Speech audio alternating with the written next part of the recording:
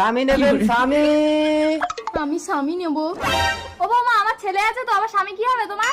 আপনার ছেলে তো বাইরে থাকে, সবসময় ঘুমানোর জন্য একটা স্বামী কিনে দিন না মা। ও ব্যাপারি, স্বামী কত করে? কোনটা নেবেন বলুন? এইটা 20,000 আর এইটা 40,000। কেন কেন, দুটোই তো ছেলে, একটা 20,000 একটা 40,000 কেন? কারণ এটা অবিবাহিত আর এটা বিবাহিত। বিবাহিত ছেলের দাম বেশি?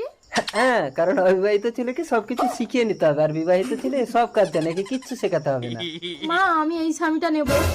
এই লেডিসটার দাম কত? ওইটা মেয়েও না আর মদ্দাও না, 60,000 টাকা দাম। এইটা নেন, ফসফস করবে কিন্তু কামড়াবে না, আপনার বৌমার কোনো ক্ষতি করবে না। ঠিক আছে দিন। মা, আপনি আমাকে কি স্বামী কিনে দিলেন? স্বামী নেবেন স্বামী। ও ব্যাপারি, এদিকে এসো তো।